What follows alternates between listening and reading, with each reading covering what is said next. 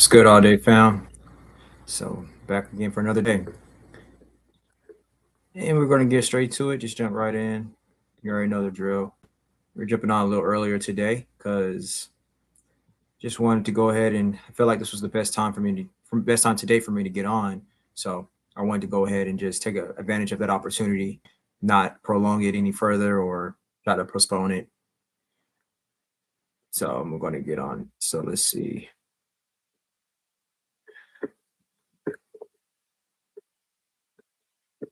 Since ads going through on this YouTube channel, I don't pay to have no ads.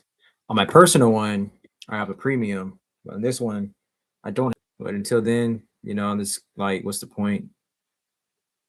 So I don't want to make him double payments for premium. I'm still trying to figure out how can I combine all of my channels, but I don't think I can if there's two different email addresses. So I tried doing that. I tried talking to Google, but Google waiting.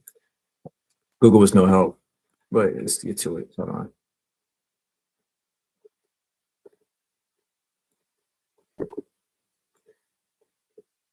Actually, what we said in video for last. I think it'll be better to read some articles real quick. Yeah, I think it'll be kind of interesting articles. So I ended yesterday talking about Kyler Murray. So Kyler Murray is kind of probably the biggest free agency signing right now. So, we're gonna keep our eye out on him. Let's see what we got. Cardinals yesterday that he will not be back and they will either release him or they would prefer to trade him. But at this point, everyone knows which way this one is heading. Tua Tagovailoa in a similar situation. He's got, Kyler does, $36.8 million guaranteed this upcoming season. There was another 19.5. We call that rolling guarantees. What that means is when you get to 2026 in the start of the league year, there's a guarantee that triggers for 2027. It's a good contract. It protects the player. And it allows for a situation like this where the Cardinals can't just stash him because they've got to either eat that $36.8 million and let Murray go, which is what they're going to do, or hang on to him. And then all of a sudden there's another almost $20 million that triggers in 2027. So the Cardinals said, we're going to do kind of like what the Denver Broncos did a couple of years ago, because it was a similar situation with Russell Wilson. We're going to take it on the chin for 1 year, and it's going to suck because we're paying a lot of money to a player who's not playing for us, but that saves us from having to pay more in the future. So Murray is going to be a free agent. What this means now is that Murray can go sign another deal with another team. It's got offset language in the contract. What that means is anything the new team pays him comes off the tab for the Cardinals. It's not like he's going to make any more money. So the new team's going to say, we're going to pay you the absolute minimum. Again, just like the Steelers did with Russell Wilson. So that makes Kyler Murray infinitely more attractive to another team, potentially in the future, to say, hey, we can get a veteran minimum starting caliber quarterback. Again, just like Tua, potentially here for the Dolphins. So we'll see which way this goes for Murray. There's going to be a lot of interested teams. That is fantastic nuts and bolts info on Kyler, and it's complicated. I have more of a social commentary on Kyler Murray. Yesterday, he released a statement online that I thought was really well done and really well executed. I think we have it, in which he apologized to the Cardinals fans for not breaking the 77-year drought in this organization. I am sorry. I failed us. I also like the final paragraph where he says, I am prepared for whatever's next. I trust in God and my work ethic. Now, that set off a lot of people, and there's always opinions about Kyler, and a lot of people, when they saw the words work ethic and Kyler Murray in the That's same what I just said. to dust off the same Call of Duty jokes, the study clause jokes, and just play them one more time for the crowd. I think that is so lazy, and I think it is someone who is not paying attention. You understand, the study clause, it was rough. We talked about it a lot. I talked about it a lot. It was 4 years ago. It was an entire Olympics ago when that thing happened. They were in Beijing, and you were on Mars if you are still bringing that up. Call of Duty Kyler jokes in 2026. It's Rogers ayahuasca jokes. It's Jameis crab legs. It's Patrick Mahomes, Kermit the Frog. It's Daniel Jones fell down once. It is so tired and so weak. Understand the journey that Kyler Murray has been through before you dust off the same old jokes. Understand his actual work ethic that he developed and matured. In 2023, Kyler Murray had a major knee injury. Then they fired his coach. He missed the first 9 games of the next season in Arizona, finally starting a game for the first time in 11 months, and it was a walk-off win. A couple weeks later, Kyler Murray goes into Pittsburgh and wins. A few weeks later, he goes into Philadelphia, the reigning NFC champs, and wins on a terrible team that was 1-8. Then in 2024, Kyler Murray was fantastic. I don't know if you paid attention to that team. He was among the top dozen guys in the league. And if you want to talk about work ethic and video games and all that stuff, his completion percentage, which ostensibly is a product of work ethic and film study, was better than Patrick Mahomes, was better than Josh Allen, was better than Lamar Jackson. He was fantastic that year. 2025, this past year, the Cardinals start 2-0. Kyler injures his foot, finishes the game, and that is a wrap. Let's also make it a wrap on the dumb Call of Duty jokes. I made them ad nauseum years ago. Let yourself understand this is a very talented player who has shown maturity. Let me stop this him real quick.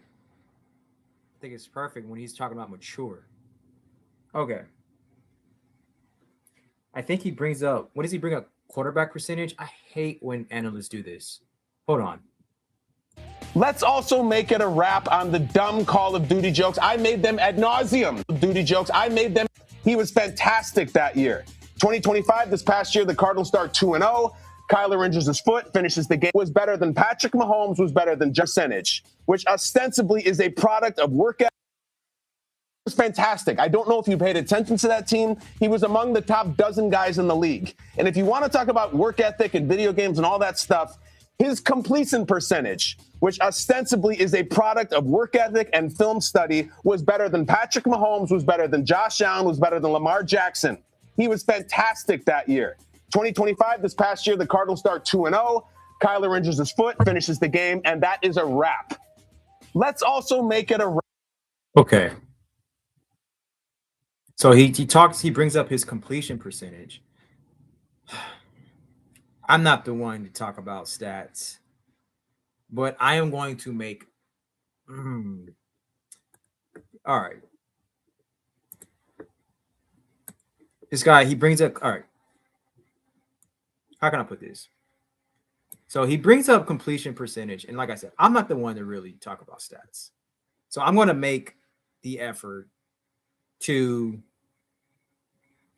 counter what this guy is talking about, because he's talking about stats and he's using Kyler Murray's stats. He cherry picks a year. He says, "Oh, this is the year when Kyler Murray, when he watches film and he puts in his work, the work, he has." The result of that year is he has a completion percentage higher than Patrick Mahomes, Lamar Jackson. I think he mentioned Josh Allen. So this is his take on how it's lousy analysis to say that Kyler Murray doesn't have work ethic, and they bring up the Call of Duty. He likes playing video games, et cetera, et cetera, et cetera. But what about the take, though? What about the take? What about our eyes? Because if Kyler Murray actually was producing on a high level after that Olympic era ago that this guy so-called said, then his team would not be releasing him right now. He brought up an excuse about, oh, he had injury, coach got fired, yada, yada, yada. That's not unusual for any quarterback in the NFL right now. A lot of quarterbacks have faced injuries, had to come back from. Some of these quarterbacks, coach got fired, lost their offensive coordinator. That's not an excuse for Kyler Murray to not produce on the field. The only thing this guy can bring up is his completion percentage. I've watched Kyler Murray play. The only good thing that I've seen out of Kyler Murray is that sometimes, like I said, he can beat you on a run. Seen the open seam. He's incredibly fast. He's really good scrambler, really good rushing quarterback. And that's it. His wide receiver, Marvin Harrison Jr., who arguably the best wide receiver prospect coming out of college in the past decade or so, has not evolved. He has not developed. And Kyler Murray has a huge reason because is a big deal because of that. Because when they put in the other quarterback, Jacoby Brissett, Marvin Harrison Jr. had the best game of his entire career. So Kyler Murray has not shown an ounce of great football since he's been in NFL, of being a great quarterback since he's been in NFL. He has not shown that he is an accurate passer, that he has a powerful arm. He has not shown that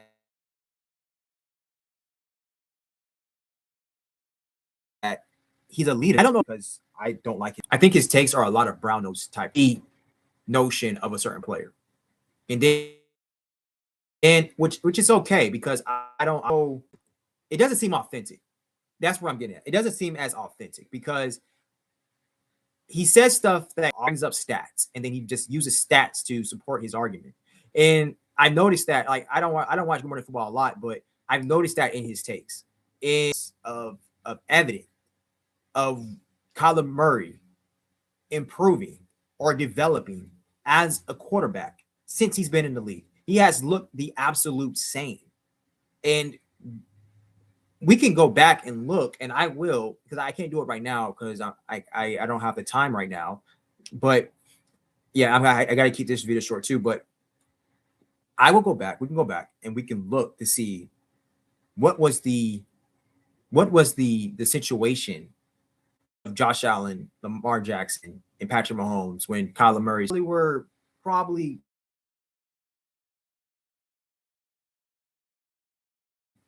all the time, because it probably was dumping off to the running back or whatever. Like, just because he had a higher completion percentage does not mean anything really. It doesn't mean nothing. You got to look at the situation of what the aspect of what those gains were, of what they talking about is lousy analysis because guys are bringing up his Call of Duty stuff. Great player. It's rather you are or you're not this. He's been in the league for 7 years now. I thought he's been in the league a lot shorter than that. So I don't see Kyler Murray improving. I don't see him developing better, becoming better as a player. First off, he's very small. He's very, very small. And he had the ideal coach. Like you said, he said his coach got fired. He got his coach fired. He had the best coach for his that matched his play. So, I mean, again, if the Cardinals saw in Kyler Murray what this guy is talking about, they would not have released him. They can't even get a trade. So not only the Cardinals don't see any hope in Kyler Murray, a lot of other teams more than likely don't see any hope in Kyler Murray. We don't even know if Kyler Murray would even be a starter this coming season. He may end up being a backup. So whatever nonsense this guy is saying, I think is ridiculous. And I think he's being lousy by him just bringing up stats and not talking about Kyler Murray's play on the field. And what he's doing is insulting our intelligence because we've seen him play on the field. If we've seen Kyler Murray play on the field, like Kyler Murray, is like I said, it's one of the most talented players to be drafted into the NFL. He's one of the most talented athletes in the world. Maybe, I guess, I don't want to push it, but I guess maybe of all time, one of the most talented people. I mean, athletes, because I mean, I hear that he's actually better at baseball, which he should end up going to because football is not working out for him. And I don't think football is going to get any better for Kyler Murray. So I don't get where this guy's getting at. I think he's trying to praise Kyler Murray to be one of the first people to be like, oh, see, I told y'all, because he's hoping that Kyler Murray can probably revolutionize his career with somewhere. And I said this to you all last night, that if Kyler Murray is going to have a chance of revolutionizing his football career as a quarterback, he's going to have to go to QBU. We know what QBU is on his channel. I've been redundant talking about it. The Colts, Shane Steichen, the Vikings. I don't know why I always forget the coach's name for the Vikings. I hate that, but you guys know what I'm talking about. The Chiefs, Andy Reid. I'm talking about quarterback whisperers. 49ers,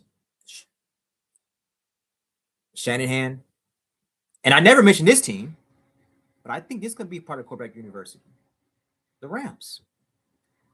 He's going to have to go to one of those 5 teams. That's quarterback university because those coaches are known. And maybe the Chargers. Oh, and definitely the Raiders. You know what I'm saying? Those, because Jim Harbaugh is a quarterback whisperer too, I think. I think Jim Harbaugh, he does help his quarterback get the very best out of his quarterback. And in the Raiders, the reason I bring up the Raiders because if Tom Brady would put some time into his quarterback, investment into his quarterback, I think the Raiders can be a part of QBU. One of those 5 teams, I'll say he needs to go at least 2 of them. You know, and then maybe he can go on somewhere else and to another team. But I think he needs to go over there and learn how to be a pro. Kyler Murray does not know how to be a pro. He's 38, 48, and 1 as a starter.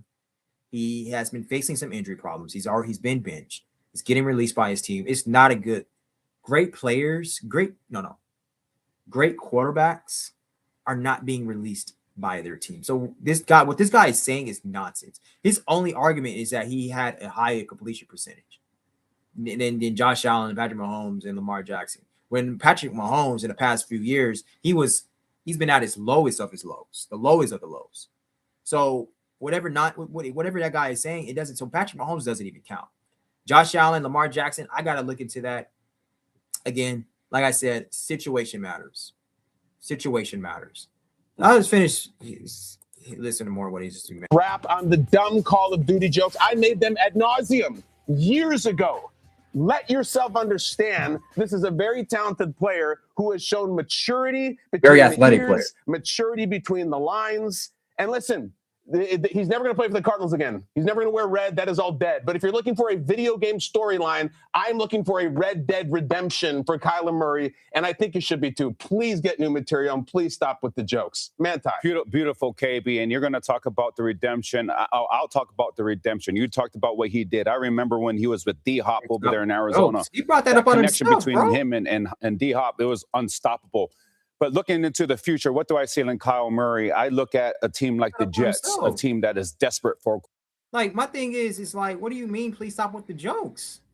That's what I'm saying. Like, people, you do your stuff. You do what you want to do, and that's why it's so important to have a cost beneficial analysis mindset. To have a mind to always be thinking about what is the costly result of my actions. You're a famous player. You're a famous person. You do. I don't want to say it was dumb what Kyler Murray is doing. He's playing video games. But if you do stuff that is not productive pertaining to what your career is, or what your profession is, or how the world sees you, and you do things that's the total opposite, bro, people are going to have all the right in the world to view you how they want to view you. You're famous. People who are not even famous still has that type of brand. I mean, it's just not magnified on a larger scale because they're not famous. Kyler Murray is a famous professional athlete. So if you are going to, if it's going to get out that you like playing Call of Duty, other than being a professional quarterback, you're getting paid all that freaking money, bro.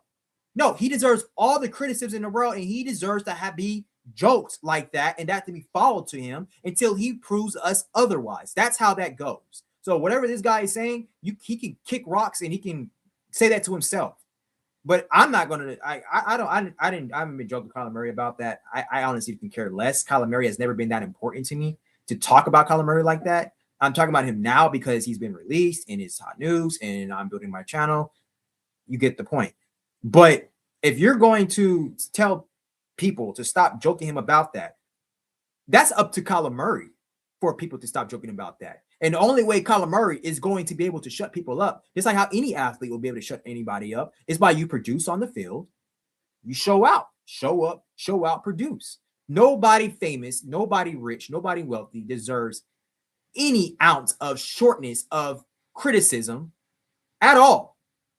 I look at the well-off to be able to take care of themselves. So, because if they can't, who else can? So my thing is this. Kyler Murray deserves every ounce of criticism. And he, just like what Sam Darnold did, Sam Darnold was getting all the criticism in the world. I didn't hear anybody supporting Sam Darnold. Justin Herbert He produces on the field and he gets more criticism than anybody. So no. One thing about these quarterbacks, all quarterbacks, even my boy Justin Herbert included, all of them, they get overpraised way too much. And what I mean by that is that when they win, they get all the credit. I don't like that, because not all quarterbacks should not just get all the credit like they did everything themselves. And even when they lose, they still get paid. They still get paid. So, no, Kyler Murray got $200 million contract. I think it was guaranteed. No. Forget if he can't take some freaking jokes on something that he did, that's your brain. That's why you have to watch what you do. It follows you, bro. You can't tell people to stop psychologically perceiving somebody as what they've shown you. You can't do that. Like, that's just not, it doesn't make any sense. That's opposition to human behavior. Like, I get it. He wants to get brownie points. I guess he wants to be on Kyler Murray's side. He wants to be the one to say, "Hey, I'm the one that told you all." Kyler Murray he's gonna ride away. He's gonna ride with this. He's gonna ride with this narrative. But no, Kyler Murray just does not deserve. I mean, he deserves every single ounce of criticism. So don't stop with the jokes, please don't. I think you're hilarious. If you want people to stop joking you, shut them up. Quarterback, a team that has the skilled players in place to help a quarterback like Kyler Murray. You have Breece Hall, which Rap Sheet just went over, and them tagging him. You have Garrett Wilson. They have John Mechie, Adonai Mitchell. But the biggest acquisition they made this year was Frank Reich, bringing him in as offensive coordinator. If you don't know anything about Frank Reich, the things that he does with quarterbacks, that man right there, Andrew Luck, when he was coaching Andrew Luck threw 39 touchdowns, had a career high in passer rating, and won comeback player of the year. In 2013, he was in San Diego with me. Phillip Rivers led the NFL in completion percentage and success rate and won comeback player of the year. Then when he was in Philly, there's a guy named Carson Wentz that finished third in MVP voting the year that Frank Reich coached him, despite tearing his ACL in week 14. So I'm looking at somebody like Kyler Murray. You talk about redemption. You talk about resurgence, right, KB? I'm looking at Kyler Murray to team up with somebody like Frank Reich, somebody that will be able to use him and that cannon of an arm that he has. And, oh, by the way, that guy is lightning quick and can get out of any situation, as we see in this clip. So I would love him to go to a place that, number one, he will be treasured, which the New York Jets are looking for somebody in a quarterback to come in there and make things happen for that offense. But number two, they have the pieces around him, not only as far as teammates, as far as weapons to throw to, but the guy that will help him to accomplish this thing, and that's Frank Reich. So when I look at this equation, Will, the Jets to me make the most sense. Listen, y'all missed the reference, the video game, Kyle, Red Dead Redemption. Oh, hey, y'all missed that. Okay, I'm gonna give it myself. That was a really good reference there. And speaking of Call of Duty, when I was in Green Bay, as soon as I left practice, I think I was prestige in Call of Duty. That's all I did when I was there. But for Kyler Murray, man, you rarely get this, right? You rarely get a number one overall pick, an elite talent at 28 years old, one of the best dual threat quarterbacks in the league. I mean, he's available. So if I'm looking at this, I'm looking at teams like Atlanta, right? Right now, they're trying to figure out what's going on at quarterback. But ideal for me, I like the Colts, right? If I'm the Colts, I'm going after them right now. I know they went ahead and did the transitional tag with Daniel Jones, but things change, Mox. Things change. RIP to James Van Der Beek. Like, I would try to go and get him right there, especially you're in that conference where you're going to go against Cam Ward. You're going to go against C.J. Stroud, who struggled. Trevor Lawrence obviously came back. At AFC South, I played in that conference, in that division, rather, and it hasn't been like the most prestige type of division. So I'm looking at somewhere where he has a really incredible running game. You know, you have to figure out what's going on the offensive line, but I'm telling you what, I'd like the Colts for Kyler Murray. Will Blackman, when you played for the Giants, you were covered by me, but also a bunch of other beat writers, including our friend Art Stapleton, friend of the show here for Good Morning Football. He made a great point yesterday. He said, you know how many teams should be interested in Kyler Murray right now? 31, because even the teams that have starters should look to Kyler Murray as a backup because to get him on a veteran minimum deal. Now, if you're Kyler Murray, obviously you want the chance to start. Unquestionably, I agree with that. To the starting job, if at all possible. Then you look for jobs where you could potentially compete.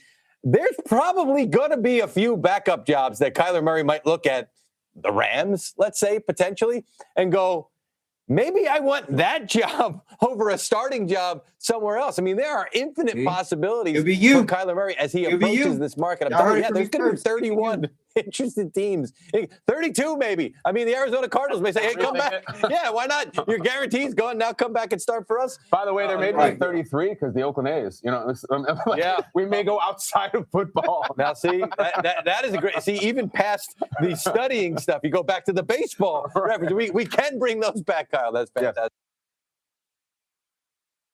Yeah, so there we go, man. I mean,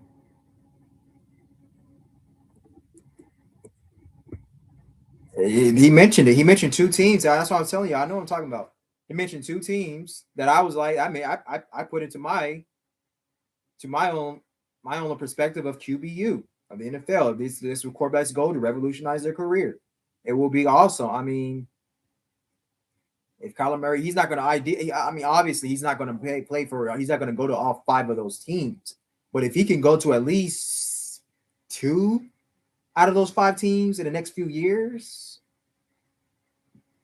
I would like that. You know, he can sign a 1-year deal with the 49ers, sign a 1-year deal with the Rams, and sign a 1-year deal with the Raiders, or sign the Raiders is going to be interesting because I don't know what Tom Brady's situation will be with that. I'm just assuming Tom Brady will invest in the quarterback that's there, but he didn't do anything with Geno Smith. So I could take the Raiders out of QBU until I can start getting more information if Tom Brady would actually invest in the quarterback there. But I mean, I think the Chargers could be a part, like I said, Jim Harbaugh, Andy Reid. So yeah, man, that's my thing. Let's say Kyler Murray's opinion release opens a host of potential landing spots for the former #1 overall pick. With the Arizona Cardinals slated to pick up the bulk of the $36.8 million in guaranteed money, Murray will likely cost his new team the veteran minimum in 2026. Given the quarterback landscape this offseason, adding a player with starting ability for a cheap cost is surely appealing to many clubs. Murray's career has been a roller coaster, with the former offensive rookie of the year and 2-time Pro Bowler struggling to stay on the field and find consistency in the past several campaigns. However, his play in 2024, when healthy, 68.8% completion rate, 3,851 yards, 21 touchdowns, 11 INTs, showed he's more than a discarded husk. Murray's play style won't be for every team, but given the low price and overall dismal quarterback market combining free agency and 2026 NFL draft, here are my top landing spots.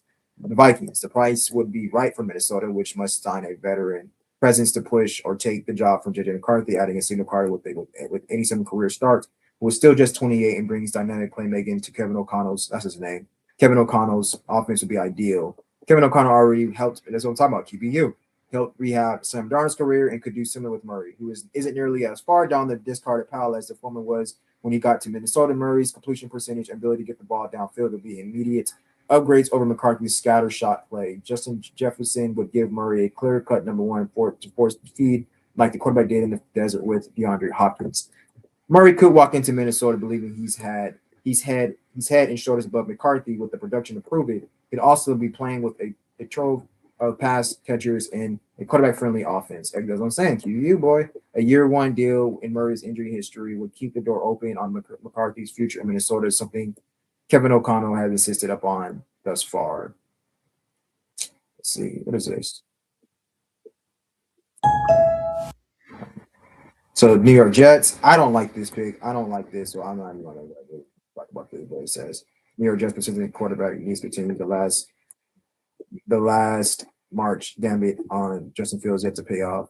The Jets played the #2 overall pick in a presumptive 1 quarterback. I don't. Murray presents a chance to bridge the gap to the future without costing assets or cap space.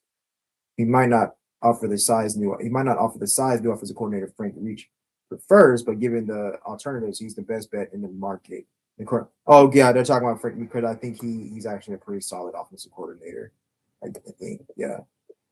I don't know, man. I don't know about this one, but the Jets aren't devoid of talent on offense for Murray with instead of #1 receiver again, Garrett Wilson, that make running back Breece Hall, and a couple of promising young booking blockers. The quarterback could do much worse in this market. Unlike some of the other spots on this list, New York would also offer an unimpeded path to the starting gig. I don't really like the Jets. I don't like the Dolphins.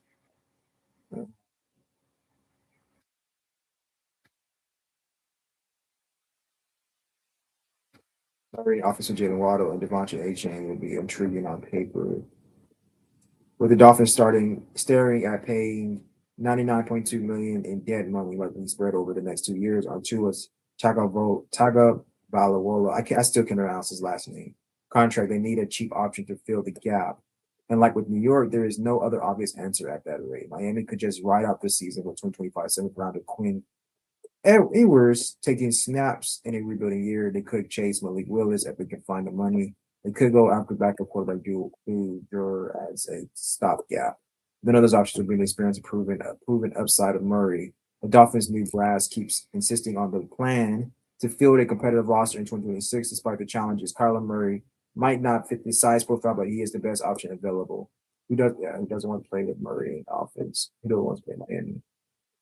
Atlanta Falcons. I like this better than the Dolphins, but I'm not too big on the Falcons.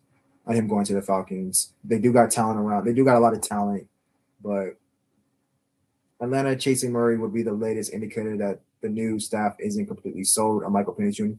But Kyler Murray had a really, really good tight end. He had a really, really good running back. He had a promising wide receiver and still couldn't get it done. So I'm not. This is almost the same situation. But Bijan Robinson with Kyler Murray will be extremely scary. I just thought about that. That would be terrifying for any defense because yes, Kyler Murray is when I'm talking about Kyler Murray, I'm talking to him as a pure passing quarterback. He hasn't shown me that he can do that. But when you're talking about scrambling, when you're talking about being able to manipulate the pocket, move, run, he's one of the best in the league to do it. So him and Bijan Robinson, they are completely dangerous in open space. There is so many things that Stefanski can do with Bijan and Kyler Murray. That will be scary, and it will be fun to watch. Now, Atlanta isn't QBU, but I think Atlanta might be ideal for him. I think Atlanta might be ideal for Kyler Murray to go to.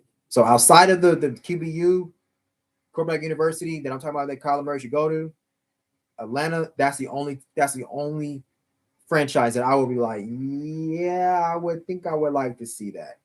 I would like to see what Kyler Murray and Bijan Robinson can do in some packages. That would be kind of fun to watch. So Atlanta chasing Murray will be the latest indicator that the new staff isn't completely sold on Michael Penix Jr. is coming off another major injury as a team starter with the Falcons parting ways with Kirk Cousins. Atlanta needs a veteran passer or two. How would Penix respond to the addition of someone like Murray, who likely wants a shot at playing to revive his standing within the league? New coach Kevin Stefanski's offense would fit Murray's skill set, and he'd represent the most dynamic quarterback the coach has employed in years. Additionally, the presence of Bijan Robinson, Drake London, and Kyle Pitts.